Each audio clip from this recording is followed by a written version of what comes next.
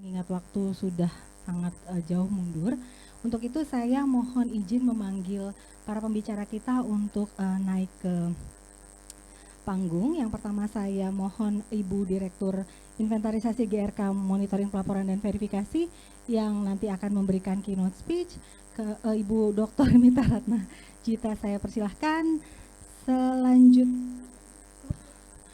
Selanjutnya Ibu Direktur Mitigasi Perubahan Iklim, Ibu Dr. Haruki Agustina juga saya persilahkan.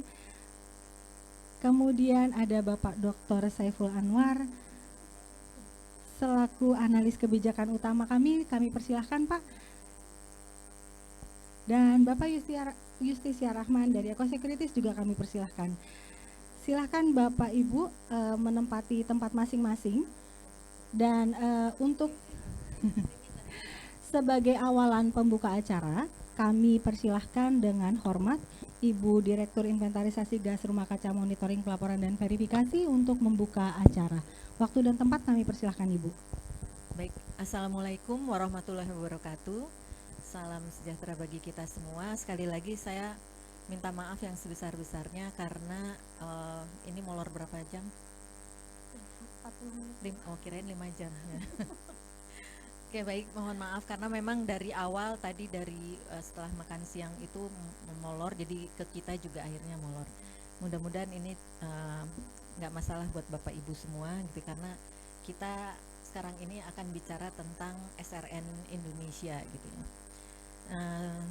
Jadi sebenarnya SRN ini memasuki babak baru gitu ya, dengan adanya Perpres 110 tahun 2025 yang diterbitkan bulan Oktober tahun 2025, maka terjadi beberapa perubahan yang signifikan gitu ya terkait perubahan iklim ini gitu ya. Jadi kalau misalnya dulu mungkin Bapak Ibu sudah familiar dengan SRN, di mana di dalamnya juga ada SRN Carbon Registry gitu ya.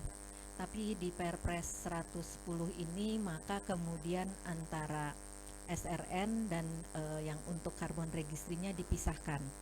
Jadi untuk Carbon Registry ada sistem baru, yaitu sistem Registry Unit Karbon, yang nanti rencananya baik sistemnya maupun peraturannya terkait sistem Registry Unit Karbon ini akan di launching di awal Juli, mungkin sekitar tanggal 7 sampai tanggal 9 ya Bu Ruli ya.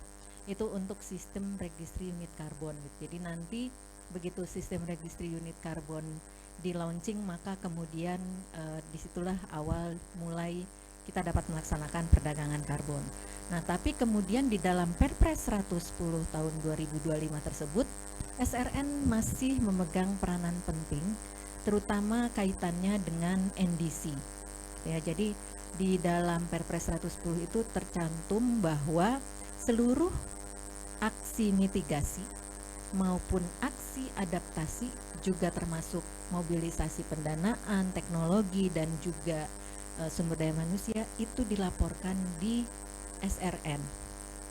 Dan SRN ini sebenarnya kan menjadi satu platform atau sistem untuk nanti pelaporan ke UNFCCC terkait NDC.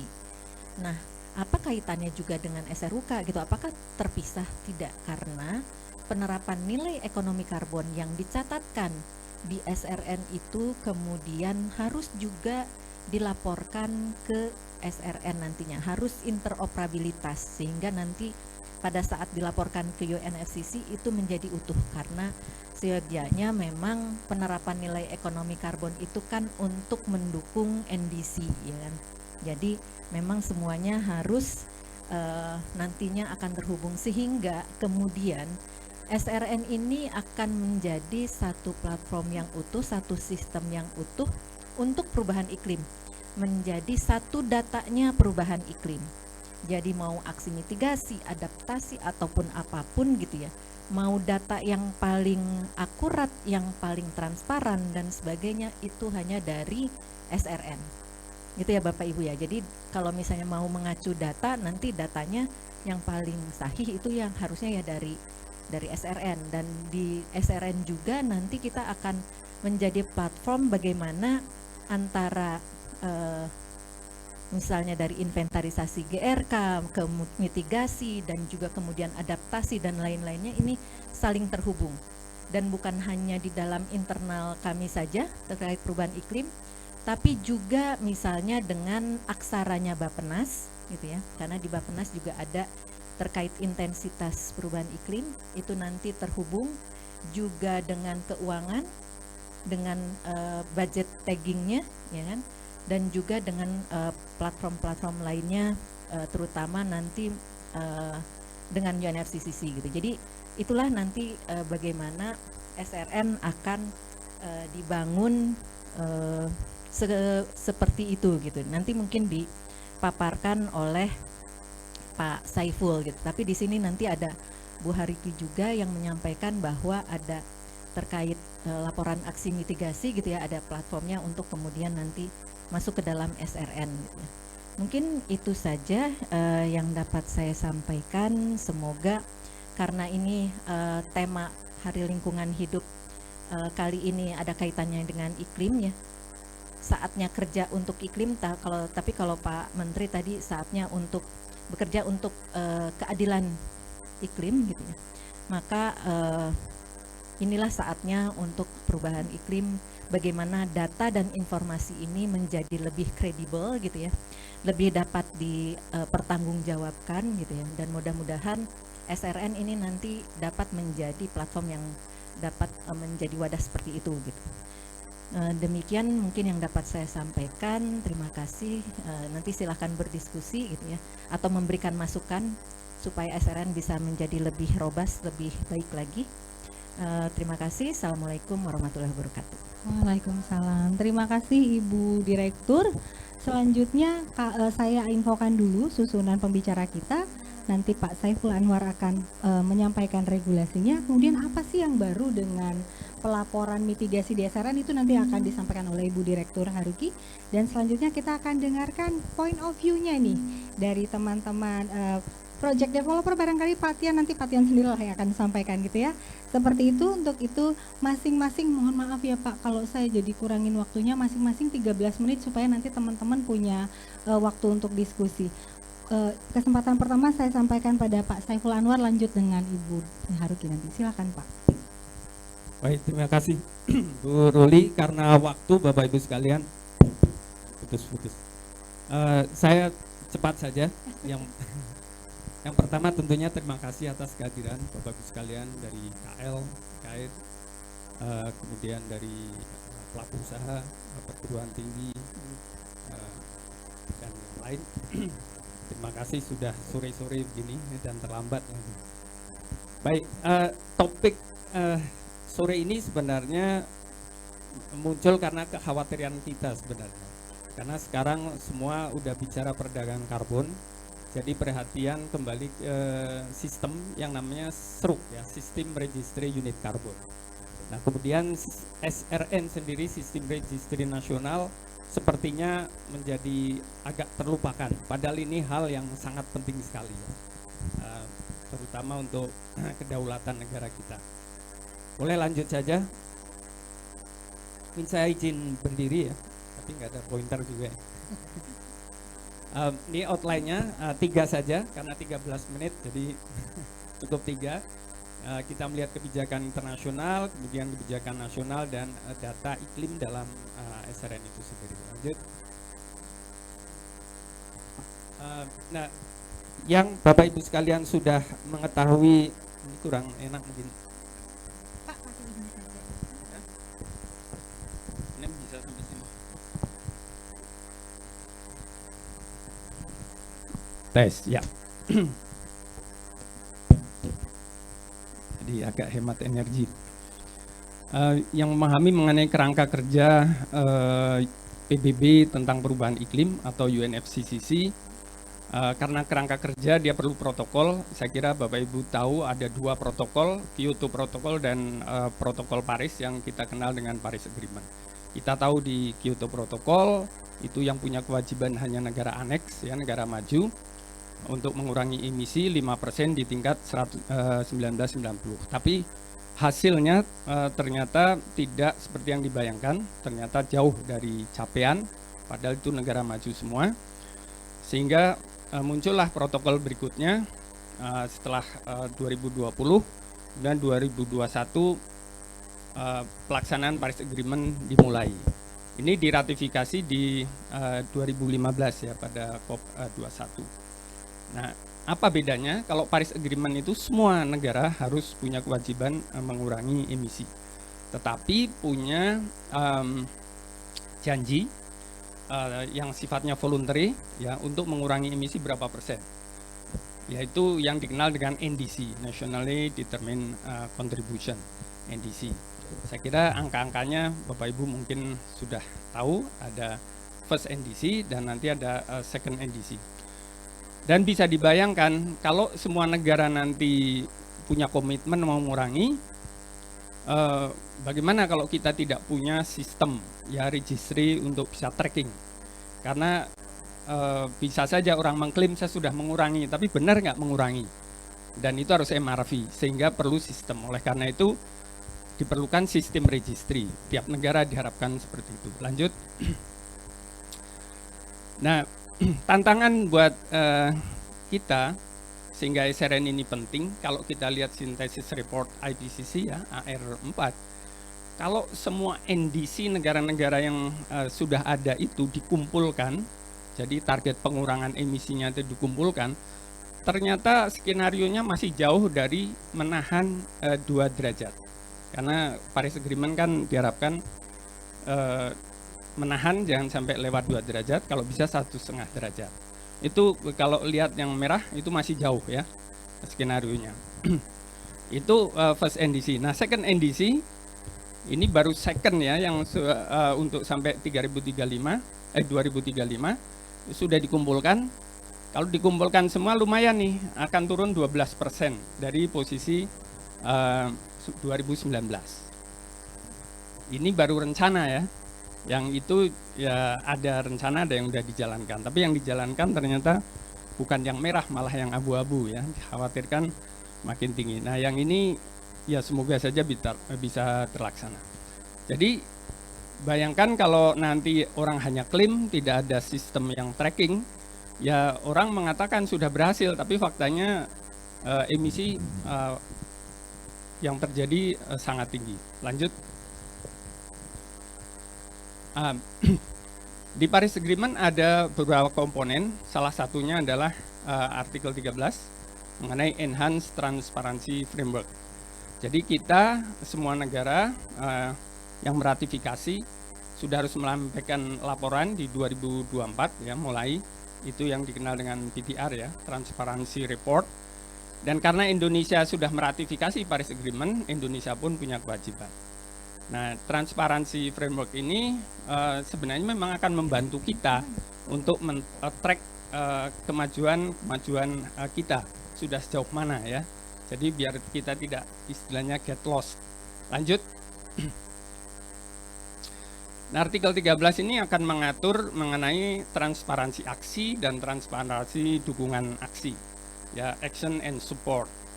Nah, mandat 13 ini setiap negara memiliki kewajiban melaporkan informasi yang secara transparan mengenai emisi dan aksi perubahan iklim dan support ya. Nah, semuanya ini harus terukur, terlaporkan dan terverifikasi yang kita kenal dengan measurable, reportable, verifiable. Ini ada di Bali Roadmap ya. Tapi kemudian turunannya di Cancun menjadi measurement, reporting, and verification. Itu actionnya. Jadi semua ini sebenarnya tujuannya memang untuk building trust. Jadi kalau kita mengklaim menurunkan 10, negara lain pun yakin oh kita menurunkan 10 karena kita bisa men-track itu. Kalau tidak nanti masing-masing tidak percaya nih, itu bohong aja gitu ya.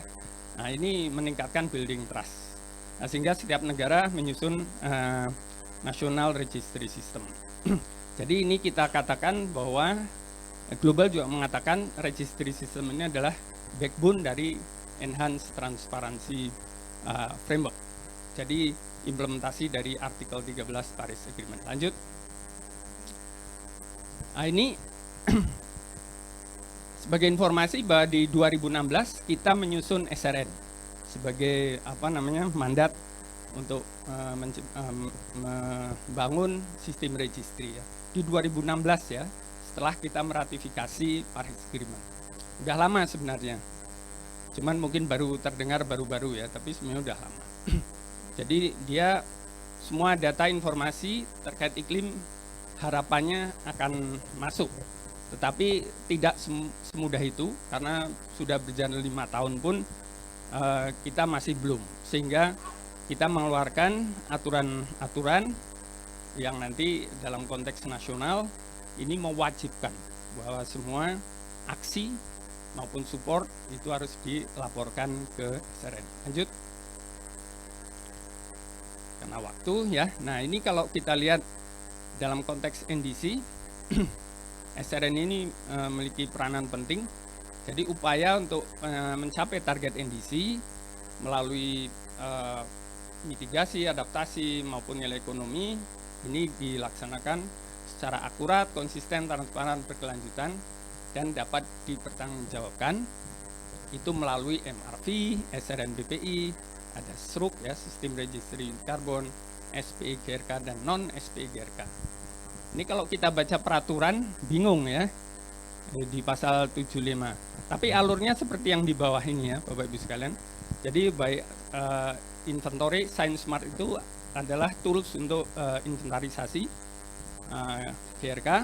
Kemudian kita juga ada aksi-aksi pengurangan, itu semuanya harus MRV. Nah, MRV itu kalau verified, kalau aksi itu bisa langsung daftarkan SRN. Tapi kalau yang nilai ekonomi karbon itu ada mekanisme crediting scheme ya. Ada yang SPE, GRK, ada yang non SPE. Yang SPE itu SPEI mekanismenya. Kalau yang non SPE contohnya ada Artris, ada Vera, ada Plan Vivo. Nah, ini semuanya nanti harus ke daftaran ke SRUK, Sistem Registry Unit Karbon. Tetapi SRUK ini juga nanti harus lapor ke SRN juga.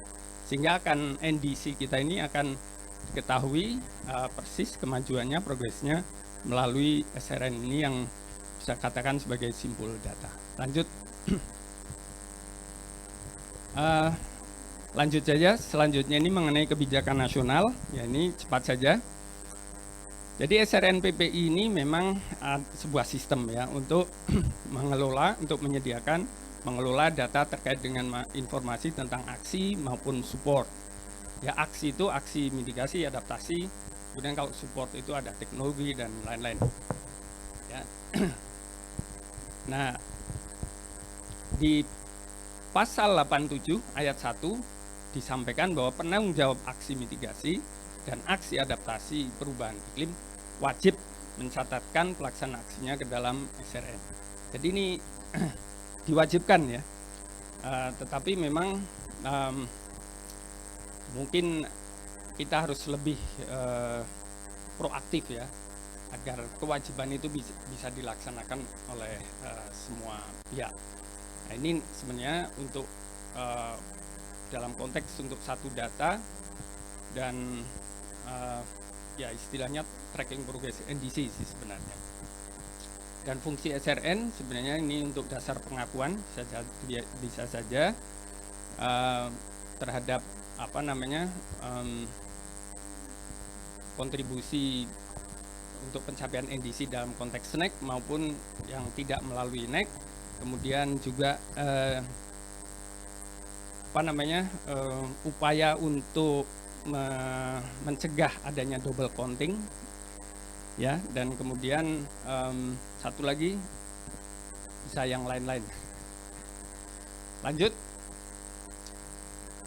Untuk data iklim dalam SRN, boleh lanjut, masih ada waktu ya Bu ya, 3 menit. Nah, ini secara cepat, ini datanya ya, yang ada di dalam, yang harus masuk dalam SRN sampai saat ini. Ada namanya aksi, ada sumber daya ya. Kalau aslinya sih action and support, mestinya aksi dan dukungan ya, tapi di peraturan sumber daya. Ada mitigasi, adaptasi, ya dulu ada joint adaptation mitigation dan yang kegiatan yang lain. Sementara sumber daya ada pendanaan, dukungan teknologi, tingkatan kapasitas, dan dukungan tenaga ahli ya. Nanti ada roster of expert juga yang ada di dalam SRN. Lanjut. Nah, tadi yang mengenai mitigasi nanti Ibu Direktur mitigasi yang akan menyampaikan. Nah, pengembangan SRN sebagai backbone of ETS, Enhanced Transparency Framework, ini cita-cita akan seperti ini ya, sementara yang masih internal.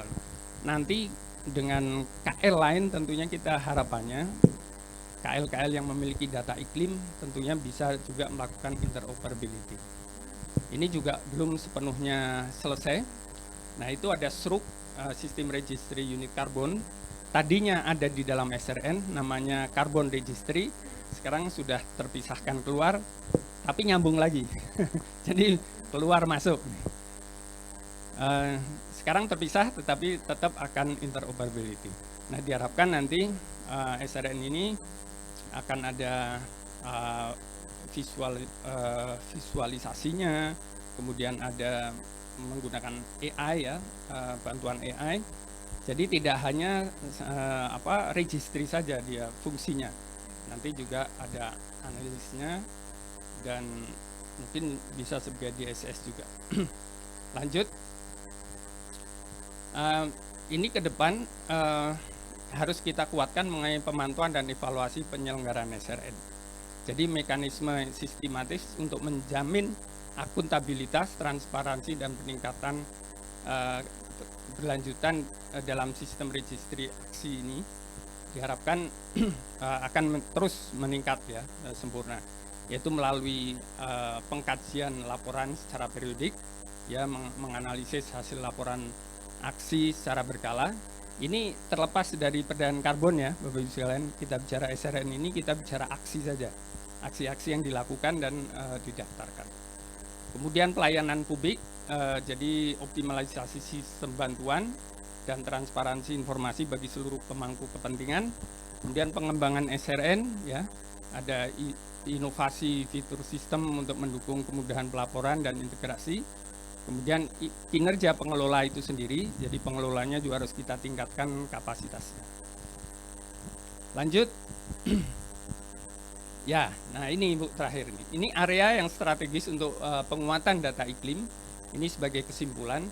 Jadi penguatan data iklim melalui pengembangan SRN tidak hanya berfokus pada pengembangan aplikasi dan database. Selama ini kan kita masih bicara ke aplikasi database ya. Nah, tetapi juga pada penguatan tata kelola data iklim atau climate data governance secara menyeluruh. Nah, setidaknya ada 8 area strategis yang perlu dilakukan ke depan. Tentunya yang pertama melakukan assessment kondisi SRN PPI saat ini. Ya, apakah semua data itu sudah dilaporkan pada tahun yang yang bersangkutan. Kemudian menyusun arsitektur data iklim nasional. Kemudian ada standarisasi data iklim.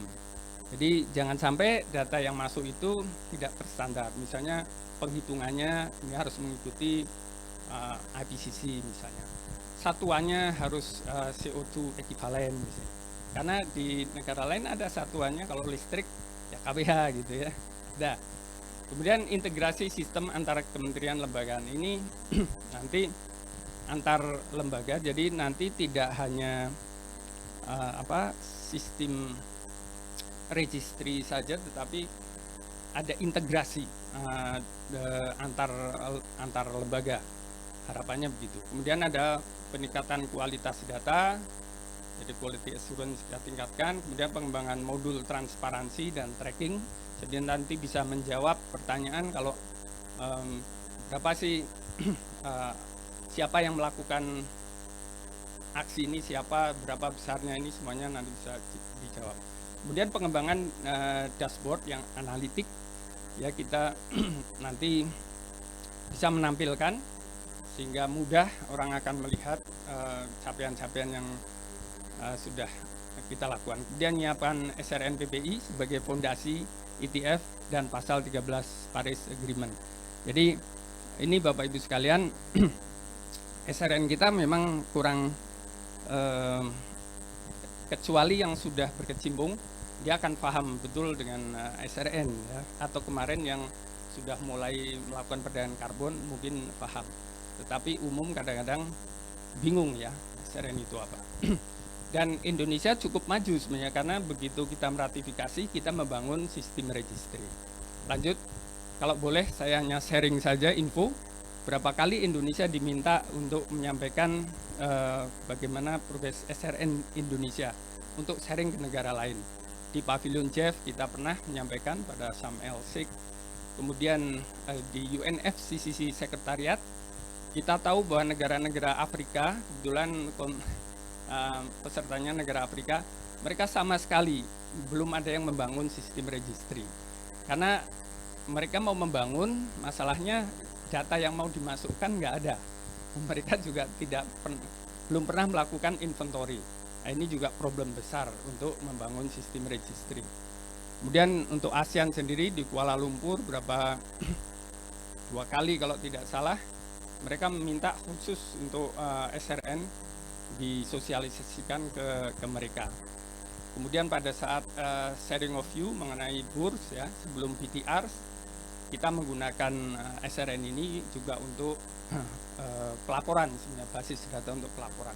Sehingga ini harapannya nanti pada saat kita harus menyusun laporan BTR atau Biennial Transparency Report, kita tinggal download saja dari sistem itu.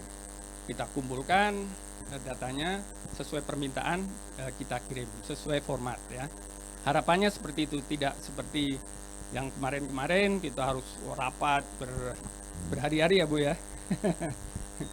Dan datanya beda-beda, harapannya nanti satu ini, semoga harapan ini bisa terlaksana. Lanjut, saya kira ini Bu, terima kasih banyak, mohon maaf kalau lewat.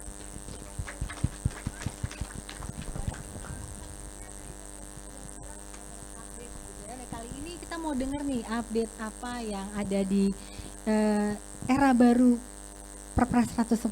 Silakan Bu Direktur boleh menyampaikan apa yang berkembang di pelaporan mitigasi Bu. Waktu dan tempat saya persilakan Bu. Makasih Mbak Ruli. Assalamualaikum warahmatullahi wabarakatuh. Selamat sore teman-teman semua. Jadi saya ini Direktur Mitigasi ya. Jadi kalau kita bicara bisnis proses dan perubahan iklim, saya di perencanaan. Ya. Bu Mita nanti yang ukur-ukur. Habis dari Bu Mita nanti baru ke pedagang kawan kalau ada eksesnya. Tapi dalam konteks 110 itu dia bicara tentang selain ekonomi karbon, maka dia akan bicara tentang target NDC. Lalu kita punya SNDC. SNDC kita sama-sama paham bahwa sudah launching juga. Itu adalah ambitious target yang kita harus mempersiapkan aksi-aksi mitigasi yang lebih masif gitu ya, dari 5 sektor. Nanti ada tambahan juga blue carbon. Maka dalam konteks tadi, aksi-aksi mitigasi ini kami di mitigasi harus mempunyai perencanaan yang baik, memastikan sektor menjalankan fungsi dan perannya. Baik lagi ke 110 bahwa sektor itu sekarang dipegang oleh masing-masing KL. KLH punya kewenangan di limbah. Maka how to measure sektor menjalankan itu, maka perlu ada yang namanya tracking ya. Saya pakai nama tracking agar lebih mudah, bahwa saya harus memastikan bahwa bagaimana pathway mereka yang dituangkan dalam peta jalan atau kita bilang NNDZ, itu ada peta jalannya. Nah itu yang kita pastikan. Nah inilah yang keterbaruan. Jadi tahun ini saya butuh sekali Bu Mita, karena data itu nggak bisa jalan sendiri. Kita ada namanya robust data tahun ini untuk dalam satu pintu. Maka saya coba next. Jadi kami memastikan nih. Jadi yang terbaru lagi di dalam 110 ada namanya subnasional. Subnasional adalah provinsi yang mempunyai yang harus mempunyai program-program aksi mitigasi untuk penurunan emisi gas rumah kaca. Ya, itu jadi nanti apa saja sektornya akan inline semuanya. Tapi ini sebenarnya harus terukur, lalu ke track lah ya. Kami bisa memastikan karena di 110 itu kami harus memastikan bahwa emisi itu tercapai. Kalau mendengar tadi Pak Menteri menyampaikan bahwa antara 230 ke 231 dari ANDC ke SNDC, kemungkinan ada potensial gap karena terlalu ambisius yang di SNDC, maka ini yang menjadi sangat penting. Maka kami tahun ini Jadi ada yang namanya subnasional, jadi ada 38 dilakukan pendampingan oleh mitigasi untuk menyusun peta jalan subnasional. Kalau tadi ikut di seberang sana, itu ada Pak Emir Dardak, itu salah satu Jawa Timur yang mempunyai tata kelola perubahan iklim cukup bagus dan yang bisa nanti dikompensasikan. Namun perlu ada pencatatan. Jadi di NDC ini nanti ada yang namanya aksi mitigasi 5 sektor, ada aksi mitigasi subnasional. 38 provinsi akan kita dorong untuk menyusun itu, yang nanti dia memang belum kita komitmenkan di dalam NDC, maka akan menjadi beyond. Itulah yang nanti potensi-potensi kita mendorong daerah untuk kita menyusun, dan harus transparansi, terukur, dan akurasinya data itu harus akuntabel ya. Jadi kalau kita lihat di sini, maka ada subnasional dan nasional. Aksi-aksi ini yang kami lakukan tracking adalah, jadi bedanya saya dengan Bu Mita, saya memastikan kawan-kawan menjalankan, termasuk KLH dalam proses limbahnya. Ini hanya aksinya. Ada perhitungannya, estimationnya untuk menghitung berapa sih potensial emisi yang keluar dari aksi yang dilakukan. Inilah sistem data tracking yang kami bangun yang akan di-inline-kan dengan SRN. Ya. Jadi nanti ada capaian aksinya. Kalau di Bu Mita itu lebih real lagi, jadi aktivitas ya. Aktivitas yang dikonversikan dengan CO2. Jadi lebih realnya. Kami lebih estimasinya. Kenapa harus begitu? Kami punya metodologinya dari DNFT Persi ya. Itu akan dihitung jadi kami bisa mengevaluasi nih. Sektor contohnya transport ISDM. Dia melakukan, misalkan ada transportasi, ada EBT ya dan sebagainya macamnya. Itu nanti kita lihat mana yang sudah dilaporkan, itu yang kita lihat potensi-potensinya. Dari tracking ini kita bisa memastikan potensi ekses yang akan terjadi untuk perdagangan karbon. Itulah positifnya dalam konteks kenapa melakukan tracking. Jadi ada capaian aksi mitigasi yang nanti kami di mitigasi akan menganalisis. Jadi tahun ini kita sudah mulai bergerak secara masif membangun sistemnya yang akan jadi nanti tempatnya Bu Mita, bukan tempat saya, tapi kan saya dikasih akses oleh Bu Mita dan termasuk nanti publik bisa buka untuk melihat. Terutama nanti sektor dia akan melihat juga gitu ya. Ini yang adalah yang tadi Pak Sevi bilang adalah transparansi ya. Jadi bagaimana nasional itu bisa mencapai, orang semua bisa lihat gitu ya. Tapi nanti ada akses untuk publik dan akses terutama untuk yang mensubmitnya. Jadi itu adalah untuk menganalisis gap, analisis capaian, memastikan bahwa aksi itu berjalan. So what kalau kita sudah tahu, kalau ada hal yang tidak tercapai, ini yang nanti akan kita dorong kepada sektor. Ayo, ini belum dikerjakan, ini yang jadi memastikan itu loh. Nah kalau subnasional, tadi saya bilang bahwa ini karena beyond, maka kita akan dorong kepada ekonomi karbon ke depannya.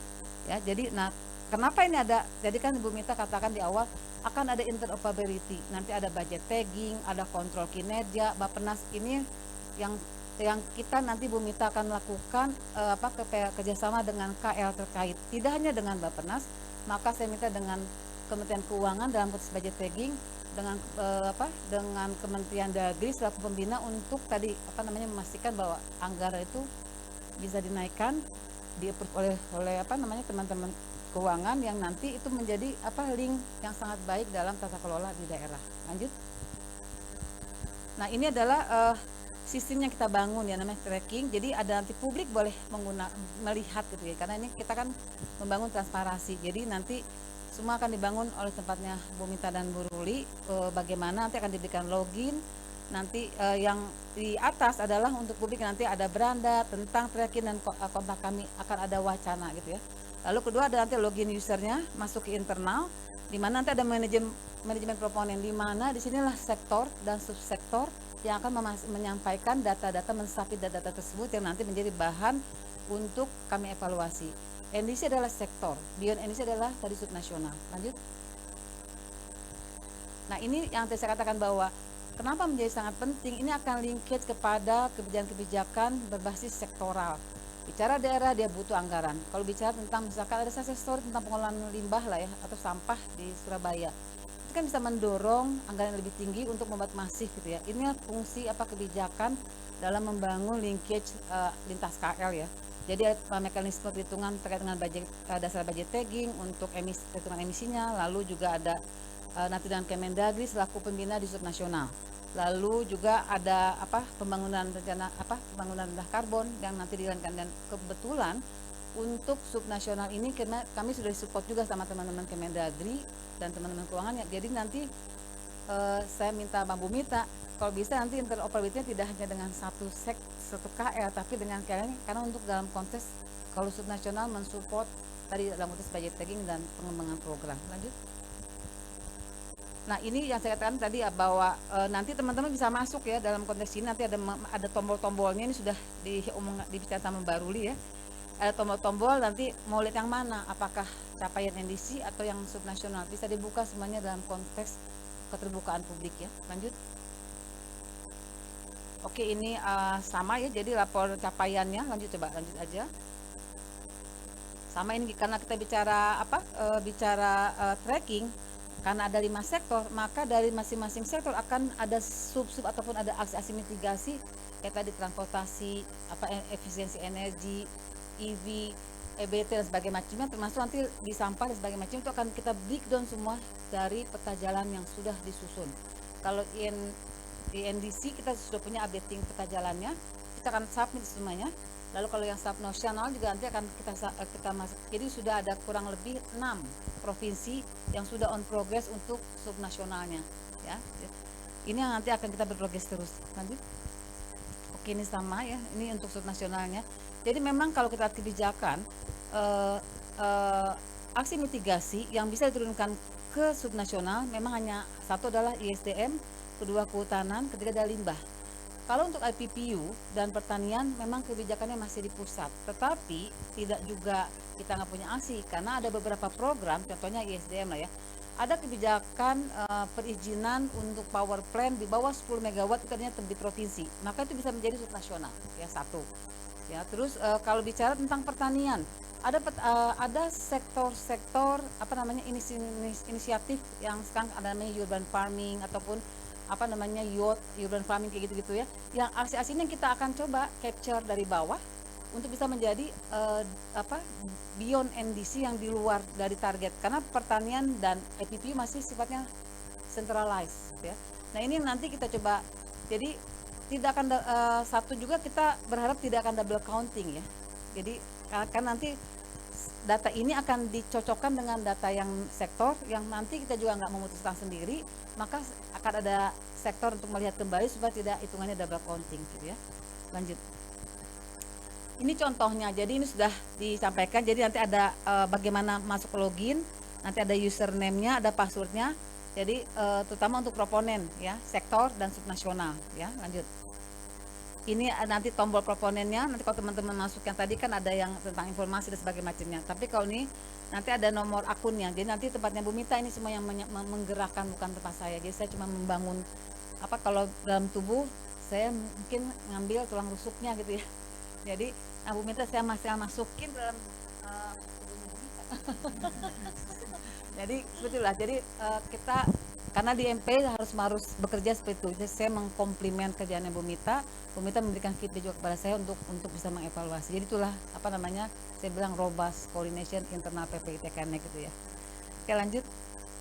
Ini sama ya, nanti tinggal ini. Jadi nanti saya minta bantuan Bu Ruli dan Bu Mita untuk bisa ini karena sudah jadi tinggal diakses. Kita akan coba habis ini akan ada pertemuan lintas KL untuk memastikan bahwa intinya bahwa KLH tidak mengambil peran-peran dari KL, tapi ini akan dibuka oleh KL bisa mengevaluasi secara efektif gitu ya, dan nanti kita duduk bersama gitu. Jadi membuat ini efektif dalam konteks koordinasi. Lanjut. Ini karena kami punya, jadi ini adalah perhitungan dalam konteks estimation aksinya, bukan aktivitasnya. Maka kami punya nanti ada angka keluar, ini kan contohnya ya, aksi mitigasi dari transportasi ya, di angkanya keluar tuh. Karena kami punya rumusnya ya dari IPCC yang kita sudah buat, jadi dan itu sudah kita bagian juga kepada sektor, kita masukkan ke dalam sistem. Once teman-teman sektor ataupun nasional mensubmit aksi-aksinya, otomatis dia akan keluar. Jadi bisa melihat berapa nih ini saya, tapi this is just estimation from aksi, bukan dari aktivitas yang harus dilakukan setiap tahunnya kepada Bu Mita gitu ya. Lanjut. Ya ini contohnya ya dari transportasi. Jadi ada total N2O-nya, karena kalau dari transportasi kalau dia pakai fossil fuel maka ada potensial emission N2O selain CO2 dan CO2 gitu ya. Lanjut. Oke. Nah nanti tampilan di SRN ini pun sudah dibicarakan dengan Baruli ya. Lanjut. Nah ini seperti ini. Ini dalam konteks apa namanya? Ini sudah kita trial gitu ya. Apa namanya? Bagaimana CM2, CM1 dan BAU-nya. Ini kalau kita ngambil dari sektor. Jadi ada gambarnya berdasarkan data yang sudah masuk gitu ya. Jadi seperti ini. Jadi nanti kalau sektor nanti di sini tidak, ini kan dalam konteks accumulation. Tapi nanti ada sektor energi, ada sektor apa? Hulu dan bagaimana ada sub-subnya nanti di dalam itu. Nanti energi bisa teman-teman energi bisa lihat sejauh mana energi ya. Nah, itu yang nanti akan bisa terlihat gitu loh. Jadi ini nasionalnya, nanti ada yang ada sektornya gitu ya. Jadi ini di sini sudah terlihat semuanya gitu. Dan sudah terakumulasi secara automatically gitu. Lanjut. Ini untuk nasional juga berdasarkan 5 sektor ya. Kalau kita lihat ini ada sektornya. Ini kalau yang grafik ini adalah apa namanya proyeksi yang sudah ada di dalam MDC ya. Nah ini dan yang bar chartnya itu adalah yang apa capaian-capaiannya gitu ya. Lanjut. Nah ini untuk yang apa ini yang subnasional. Jadi memang saya bilang ada 6 provinsi yang sudah advance, DKI, Bali, Jakarta, DKI, Bali, Kalimantan Timur, Jawa Barat, Jawa Tengah, Jawa Timur ya. Nah itu sudah advance yang kita coba masukkan datanya ke sini. Ini angka seperti ini. Jadi nanti setiap provinsi bisa melihat juga seperti itu. Nanti pun ini akan diakumulasikan dalam konteks jumlah nasional tapi subnasionalnya. Lanjut. Oke. Saya pikir itu. Jadi ini mudah-mudahan function bisa memang membangun intervensi buat apa yang akan dibantu oleh SRN karena memang ada mandatnya dan 110 untuk memastikan capaian NDC. Terima kasih. Wassalamualaikum warahmatullahi wabarakatuh. Waalaikumsalam. Applause buat Bu Haruki, Bapak Ibu sekalian. Jadi itu bagian dari new eranya Bapak Ibu. Empowering climate datanya Bu Haruki sudah tunjukkan. Bapak Ibu don't worry, be happy dulu, jangan khawatir. Berarti ngisi 2 kali Ibu? Enggak. Yang dipaparkan oleh Bu Haruki adalah bagian dari improvement SRN Bapak Ibu. Dan kita mau lihat nih benchmarking, harapan dan pandangan begitu ya dari rekan-rekan yang berada di luar Deputi PP ini yang nanti akan disampaikan yang selanjutnya akan disampaikan oleh Pak Tian. Silakan Pak, pakai ini barangkali kalau itu putus-putus. Terima kasih Bu. Silakan Pak. Terima kasih waktunya Bu Ruli. Saya pasang timer dulu biar nggak lewat. Bapak Ibu perkenalkan, saya Justisia Rahman. Bapak Ibu bisa manggil saya Tian. Saya dari Eco Securities. Ya, ini slide saya. Ya, Eco Securities adalah global climate branding, kami adalah global climate solution company melalui pengembangan proyek karbon dan mobilisasi pembiayaan untuk aksi iklim. Tadi sudah dijelaskan banyak ya oleh Pak Syaiful, oleh Ibu Haruki tentang bagaimana sih sebetulnya kita bisa empowering climate data kita. Berikutnya, jadi sebelumnya mungkin balikin lagi. Jadi point of view yang kami ingin sampaikan, terima kasih sudah mengundang kami, Bu Ruli, Bu Mita. Jadi sebetulnya bagaimana kita bisa empowering climate data untuk unlocking. Ini kayak mantra yang sering banget diucapkan dalam konteks pembiayaan aksi iklim. Jadi unlocking, bahasa itu mantra berkali-kali.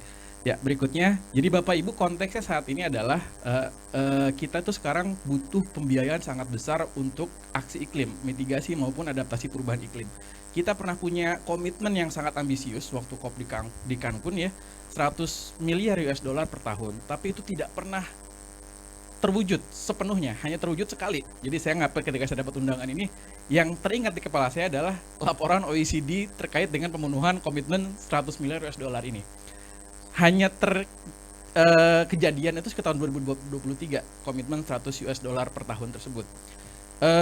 Di COP di Baku ya 2 tahun lalu ada di Baku ada target baru dicapai 300 miliar US dollar per tahun dengan envisioning akan mobilisasi sampai dengan 1,3 triliun US dollar per tahun. Sebelum di BLM kemarin juga ada roadmap yang dibuat untuk unlocking climate finance, dibikin roadmap dari 300 miliar US dollar per tahun ke 1,3 triliun US dollar per tahun. Bapak Ibu, konteks geopolitik sekarang, negara-negara maju itu bakal mikir 2 kali untuk mobilisasi pendanaan. Donald Trump keluar dari Paris Agreement. USAID ditutup di sini. Ada banyak sekali, misalnya kita masih berharap pada grant based financing mechanism, itu akan sangat sulit. Kita harus berpikir mekanisme pembiayaan apa yang juga attracting investment. Unlocking climate finance dari private sector karena itu menjadi hal yang sangat krusial. Makanya tagline saya yang ambil dari sini adalah from billion to trillion. Caranya gimana? Kita unlocking climate finance. Next slide. Nah, ini kaitannya dengan apa yang akan kita diskusikan sekarang. Ini temuan sangat menarik dari OECD waktu tahun 2023 mereka bikin laporan terkait dengan climate finance tersebut. Problem yang dihadapi oleh financiers di tingkat global adalah asymmetric information ternyata. Jadi mereka punya uang nih untuk invest aksi iklim, tapi mereka nggak tahu uang ini dipakai buat apa ya. Ada project apa ya di negara berkembang yang cocok untuk pencapaian target-target. Nah, asymmetric information ini adalah hal yang bisa dijawab dengan SRNPPI dan SRUK yang dikembangkan oleh Bu Mita dan kita beri tepuk tangan dulu, apresiasi sebesar-besarnya karena saya tahu banget Ibu Ruli, Bu Mita bergadang berhari-hari menyiapkan platform-platform ini. Nah, Bapak Ibu, asymmetric information ini sudah terbukti menjadi hal yang harus kita jembatani. Nah, dalam konteks inilah kita melihat bahwa financiers atau company seperti kami misalnya bisa identifikasi project apa yang potensial kita bisa dorong mobilisasi pendanaannya, mana yang bisa dibiayai dengan grant based financing mechanism, mana yang bisa lewat carbon pricing. Ini semua bisa kita lihat dari reliabilitas pelaporan data yang disampaikan kepada platform SRNPPI. Tadi juga bisa disampaikan nih, terima kasih Bu Haruki sudah mengangkat ini ya, ini soal terkait dengan pemerintah daerah, pemerintah subnasional. Bapak Ibu, kita punya peluang sebetulnya dengan blended financing mechanism PPP, KPBU. Dengan adanya instrumen pembiayaan model KPBU, investor itu bakal lebih punya security guarantee, investasinya akan kembali. Karena ada Permenkyu 68 2024 kalau Bapak Ibu tahu, dukungan viability support dari pemerintah untuk proyek-proyek PPP yang sebagian besar proyek infrastruktur berdimensi mitigasi proyek infrastruktur skala subnasional itu punya dimensi perubahan iklim. Sebut saja misalnya Transjakarta, elektrifikasi Transjakarta. Itu bisa ada pengurangan emisi GRK-nya di sana. Atau pembangunan sanitary landfill, pembangunan TPA sanitary landfill misalnya, atau pembangunan biodigester, pengolahan sampah organik. Proyek pembangunan infrastruktur seperti itu bisa punya peluang untuk mengakses pembiayaan lewat nilai ekonomi karbon atau carbon pricing. Berikutnya. Nah, ini yang tadi saya sampaikan, ada beberapa tipologi resiko yang membuat investasi itu tidak bisa dimobilisasi ke negara berkembang. Salah satunya adalah resiko terkait dengan climate. Nah, slide berikutnya lagi, untuk menjembatani atau memitigasi resiko ini, berikutnya, slide berikutnya, kita butuh menutup kesenjangan itu. Asymmetric information itu harus kita tutup. Caranya kemudian ada data gap dan lack of visibility. Caranya apa? Jawabnya adalah dengan ketersediaan platform yang bisa diakses oleh publik, termasuk oleh investor dan financiers. Ada project apa sih yang potensial bisa disupport dengan berbagai financing instrumen yang available saat ini. Berikutnya. Nah, jadi bagaimana empowering climate data itu? Dalam pandangan kami, pertama adalah encourage transparansi. Tadi betul Pak Saiful ya.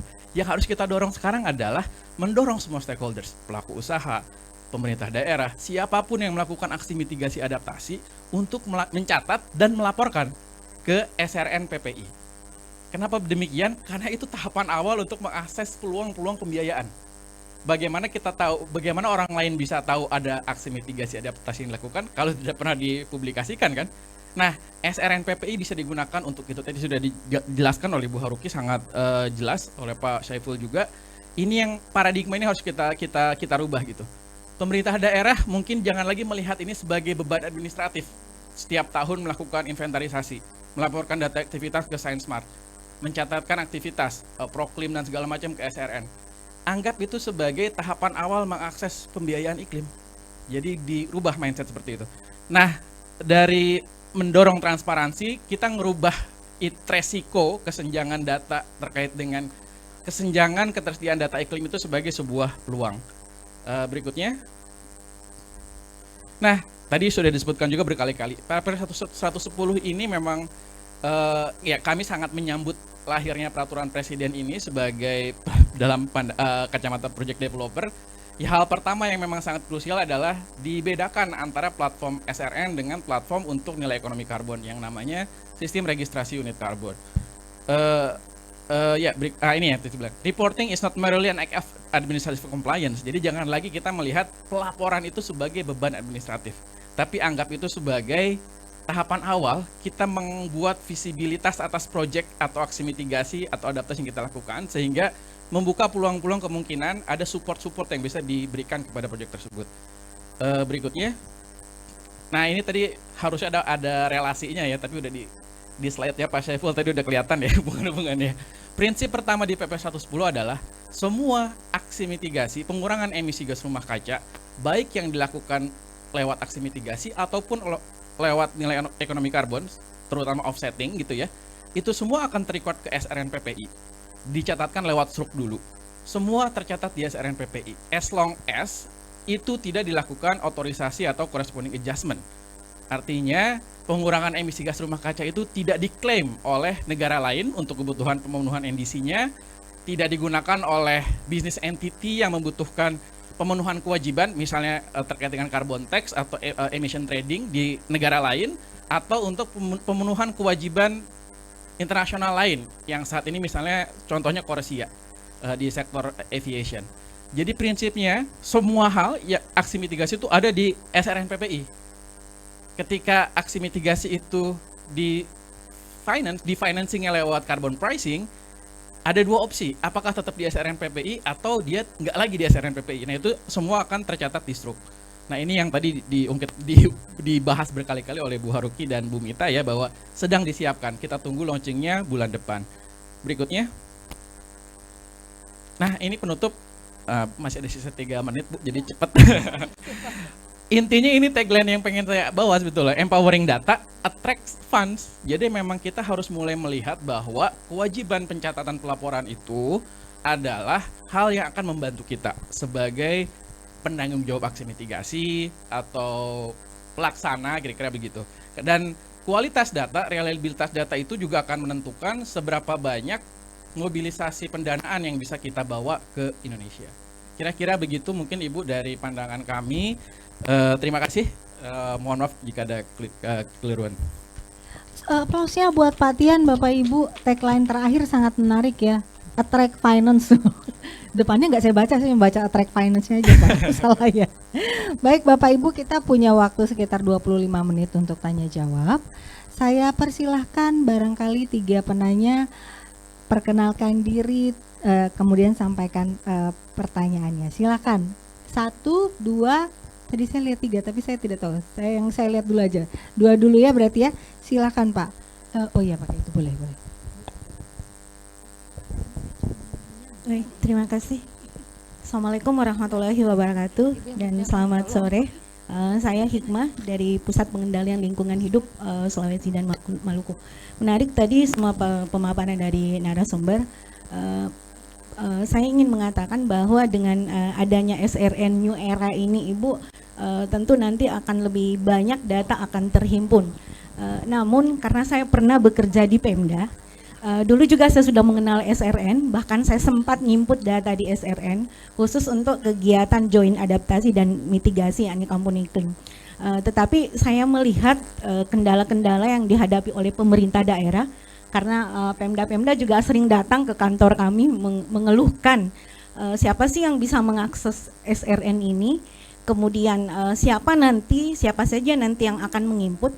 Tadi menyambung pembicaraan Pak Rian, diminta pelaku usaha ataupun kelompok-kelompok yang telah melakukan aksi untuk dapat menginput aksi-aksinya ke dalam SRN. Siapakah nanti yang akan memberikan akses kepada mereka untuk mereka mendapatkan akun akses untuk penginputan, terutama juga untuk kegiatan-kegiatan di komunitas. Apakah nanti akunnya dimiliki oleh pemerintah daerah, kalau ini kabupaten kota, atau mungkin nanti melalui Pusdal kabupaten kota dilatih dan kemudian para pelaku atau penggiat yang melakukan kegiatan-kegiatan mitigasi ini yang akan kita training dan kemudian mendapatkan akses.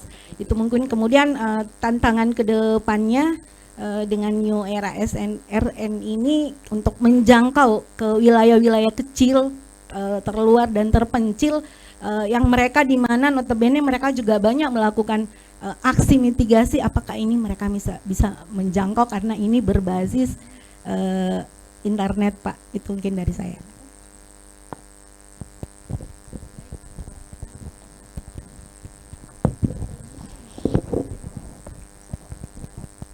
Baik. Selamat sore, Assalamualaikum warahmatullahi wabarakatuh.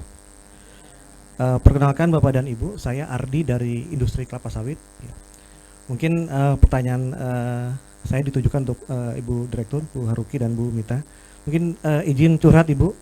Jadi terkait dengan SRN ataupun struk ini Bu, dari industri kelapa sawit saat ini sudah ada 3 kegiatan yang tercatat di sana, gitu kan. Nah kemudian tentu saat ini banyak juga perusahaan yang sedang mendaftar dan mungkin masih ada di meja Bu Ruli atau di meja Bu Direktur gitu ya. Nah kemudian yang ingin kami laporkan adalah bahwa berdasarkan data yang kami himpun beberapa hari yang lalu di SRUK ataupun SRN, nah untuk SPE GRK dari 3 kegiatan tersebut telah mencapai 189.000 ton CO2 ekuivalen Ibu. Nah tetapi kemudian jika kita melihat karbon yang sudah dibeli atau di retired itu baru 1.100 gitu kan.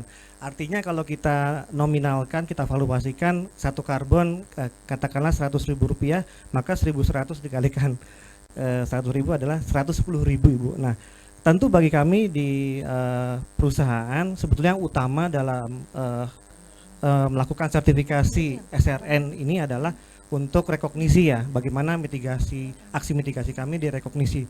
Tetapi juga tidak kalah utama juga apabila bisa mendapatkan kredit karbon dari situ ya, artinya bisa dijual. Nah, dengan valuasi yang tadi Bu, saat ini posisinya baru 110 juta rupiah kira-kira begitu ya.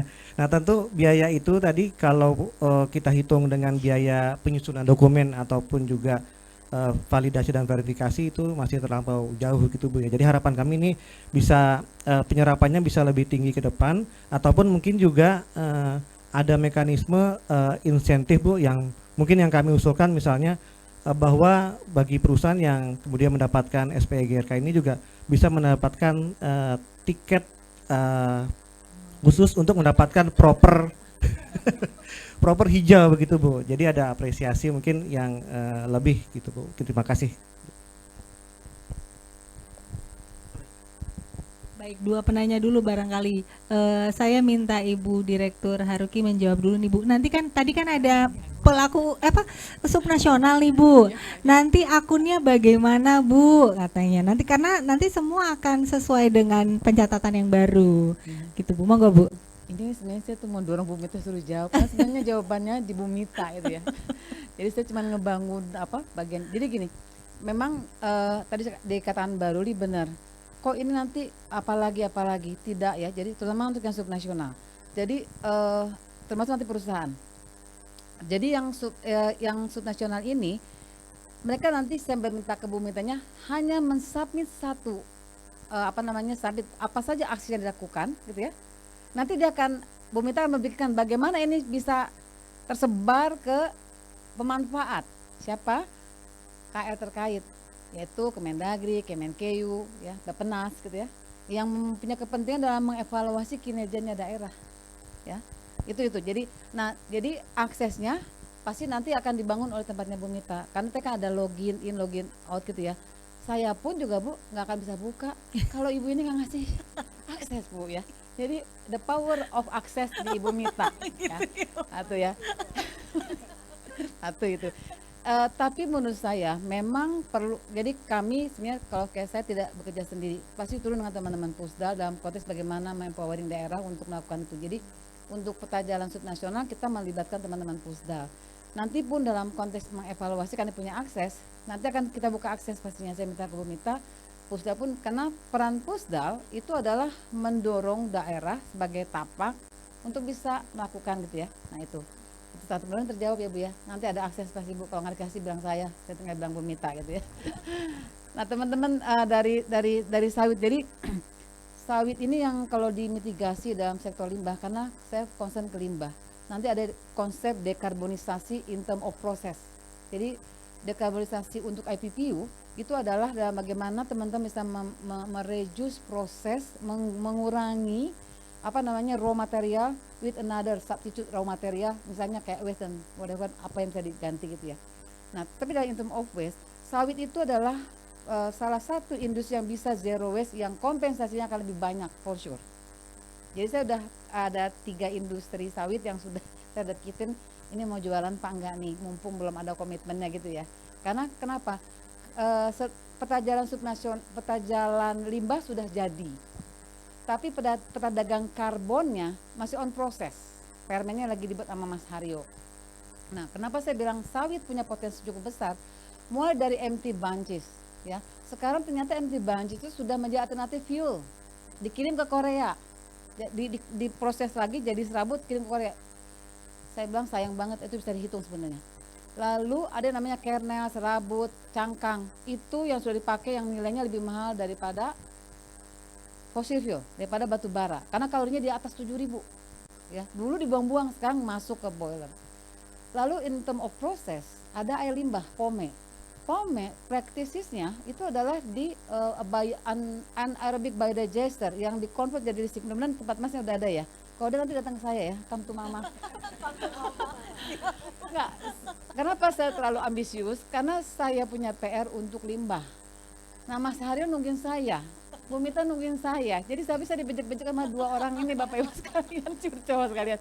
Enggak, kenapa saya mau dorong teman-teman sawit saya, the first priority untuk kita dorong. Karena dia memang zero waste, bisa zero waste.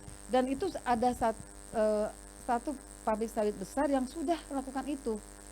Itu yang bisa kita kompensasikan. Nanti bagaimana cara mengkompensasikannya? Ya tadi kan hitungan bisa nggak? Nah, itu nanti tempatnya Mas Haryo. Nanti kalau apakah nanti harus inline dengan NDC dulu karena ada target kami untuk NDC, itu yang akan dilihat berapa kontribusi dari sawitnya, maka ekses yang itu yang masuk ke dalam perdagangan karbon, ya. Maka saya bilang betapa potensialnya sawit itu untuk perdagangan karbon dalam konteks satu. Kedua, kalau kita bicara tentang isu global, tentang EU ya, EU itu dia selalu menginjek negara ekspor, terutama negara dalam konteks bicara minyak nabati untuk ekspor terkait dengan deforestasi. Maka dalam konteks untuk membalansi isu itu, maka tadi dalam aksi-aksi mitigasi yang sudah ramah lingkungan, jadi saya bilang bahwa aksi mitigasi dalam konteks luar negeri ini bisa impact kepada tata kelola pengelolaan limbahnya, ya. Jadi itu bisa membalancing itu yang kita akan kembangkan ke depan. Kedua, insentif kami, terutama di tempat saya ya. Kalau Mas Haryo kan udah jelas pasti itu urusannya dengan cuan. Jadi Bapak punya ekses udah uang urusannya. Kalau saya kan melihat kinerja, ya kinerja, maka akan inline nanti ke depannya benar dengan proper. Nanti yang daerah benar dengan performa tata kelola daerah. Itu yang akan kita bangun. Makanya kenapa saya perlu tracking, ya. Kenapa saya perlu kerjasama dengan teman-teman Dagri? Kenapa saya perlu dengan keuangan? Itu yang saya akan ambil nanti bagaimana insentif pemerintah yang akan dikait dalam konteks tadi program-program yang berbasis supporting tadi proper kah, nanti adipura kah, atau apakah yang namanya yang berbasis city evaluation. Itu arahnya ke sana nanti ya. Mudah-mudahan menjawab. Tapi kalau nanya yang tentang tadi pengukuran ya Bu Mita yang harus jawab, saya nggak jago. Silakan. Nanti Bu Mita closing aja Bu. Iya. Sekarang saya minta Pak Saiful. Pak Saiful berdasarkan regulasi Pak, sebenarnya siapa saja sih yang boleh akses SRN begitu Pak? Kalau saya tinggal nyiapin aja Pak. Ya, secara logika SRN ini kan akan menjadi alat rekognisi ya, pengakuan.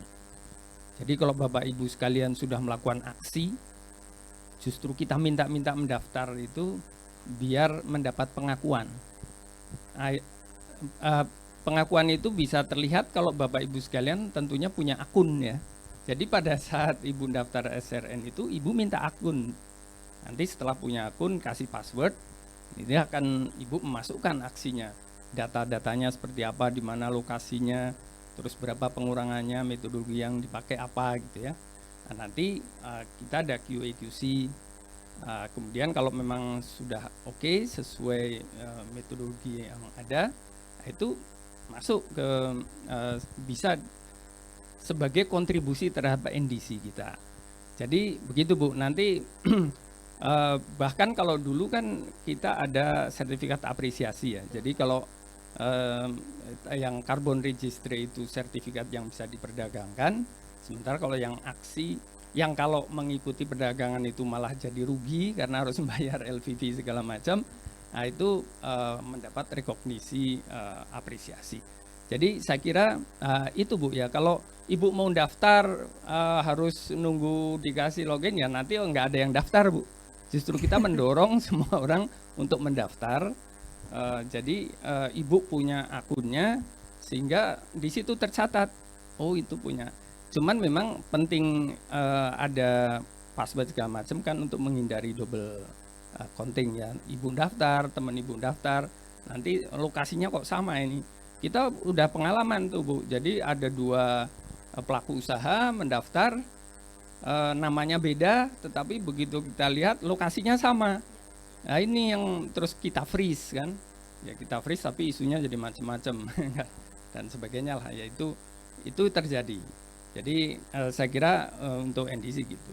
Nah, tapi yang yang memang perlu password login untuk masuk ke sistem itu Sign Smart biasanya Bu di daerah itu. Jadi dia dalam memasukkan itu selama ini kan hanya dilakukan pemerintah daerah. Jadi semuanya lapor ke Pemda ya, ke dinas. Nah di dinas ada yang mempunyai login untuk memasukkan data itu. Ini dalam konteks inventarisasinya ya. Saya kira itu Ibu, makasih. Iya, terima kasih Pak. Nah, sebelum saya lempar, ada satu tadi yang menarik, karena tadi ada tagline attract finance, ternyata bisa juga attract non fiskal Pak. Ada nggak benchmarking attract non fiskal berdasarkan laporan OECD tadi Pak Tian? Karena fokusnya ke climate finance Bu, memang arahnya semuanya ke financing instrumen sebetulnya. Cuman kalau menurut pandangan kami sebetulnya adalah tadi kan yang harus dijawab itu tantangan adalah menutup informasi asimetris. Financiers itu punya support, tapi mereka nggak tahu harus nyalurin uangnya kemana. Nah itu yang mungkin yang bisa kita jadikan peluang bahwa pelaporan itu bisa attracting financing dalam konteks kalau kita bisa providing data, recording, mencatat, melaporkan. Lebih bagus nih kalau misalnya datanya juga reliable atau dengan kerangka MRV yang ketat gitu kan lah, itu bisa lebih mudah terbuka peluang-peluang pendanaan pembiayaan, kira-kira gitu. Siap, terima kasih Pak. Jadi terutama pada era efisiensi ya Bapak Ibu. Semoga climate finance bisa didorong. Sebelum saya serahkan closing buat Ibu Direktur, saya persilahkan satu lagi kalau ada Bapak Ibu yang ingin menyampaikan sesuatu, tidak harus pertanyaan, pernyataan atau komentar atau harapan, silahkan. Oh iya, silahkan Bapak.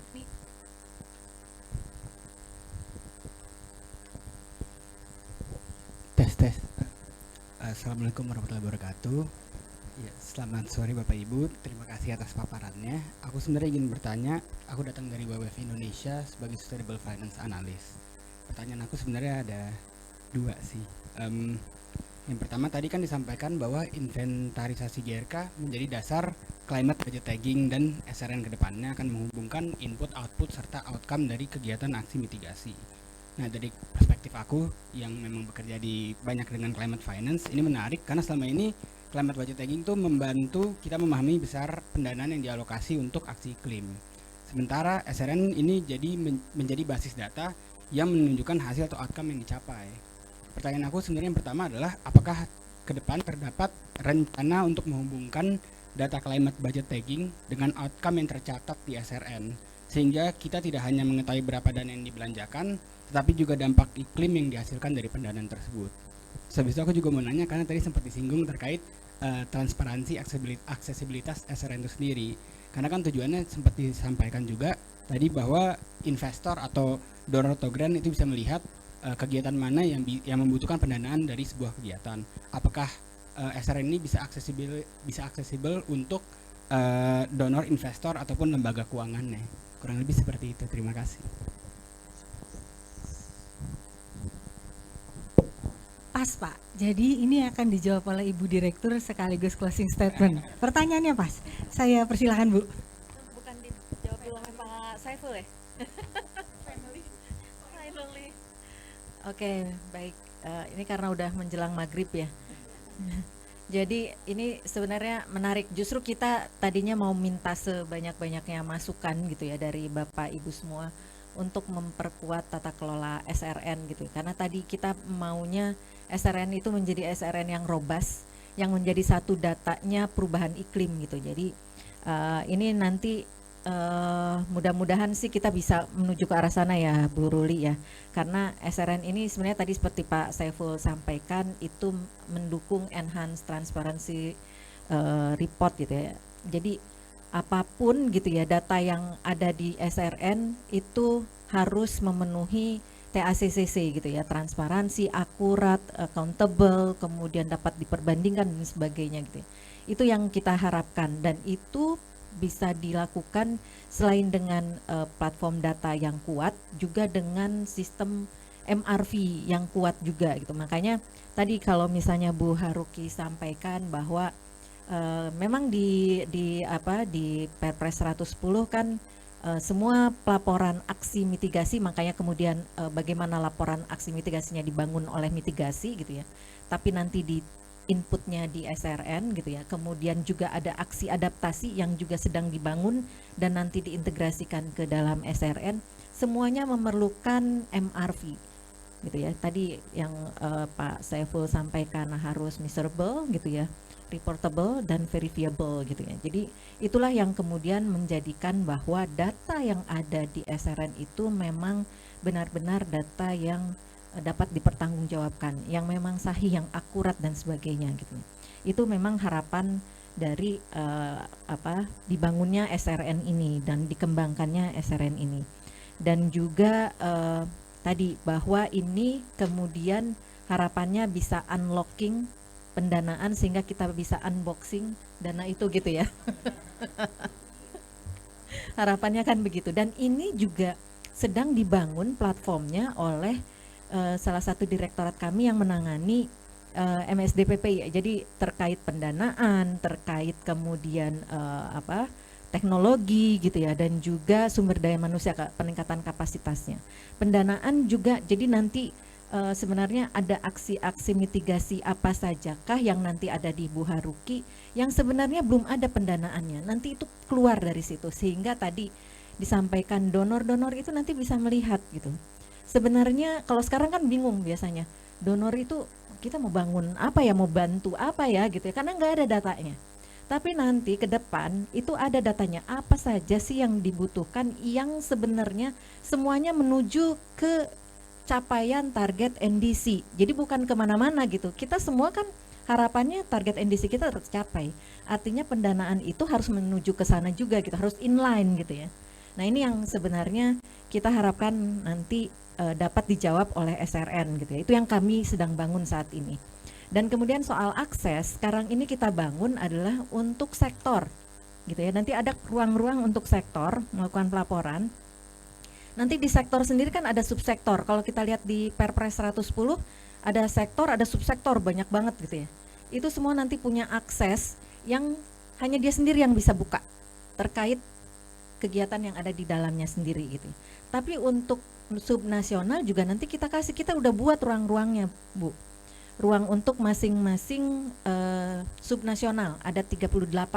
Kita udah buat ruang-ruangnya untuk kemudian bagaimana melakukan pelaporan dan sebagainya di situ gitu. Tentunya nanti kerjasama di-inline-kan dengan sistem pelaporan yang sudah dibangun oleh Bu Haruki. Tapi itu semua juga nanti hasilnya adalah harapannya menjadi decision system, support system, DSS-nya para pimpinan kita. Semua baik sektor maupun subnasional, sehingga kalau misalnya satu data tentang perubahan iklim, kebijakan apapun yang diambil baik di tingkat pusat maupun di tingkat provinsi maupun di kabupaten kota itu harusnya sama gitu, satu vektor gitu ya, inline. Kenapa? Karena datanya sama. Kalau sekarang kan data menurut ini apa, nanti data menurut ini lain lagi gitu ya. Yang mana data yang benar itu kita kadang suka bingung, tergantung mau ngambil data yang mana nih. Makanya suka ada quote apa, nanti enggak. Harapannya adalah semuanya mengacu ke satu datanya di SRN gitu ya. Nah itu yang kita harapkan nanti akan bisa menjadi SRN yang robust tadi gitu ya. Mungkin itu saja ya, saya rencana apa? Dengan climate budgeting itu sudah menjadi agenda kita, Pak. Jadi kita udah bicara dengan Kemenkeu gitu ya. Sebenarnya bisa dua hal.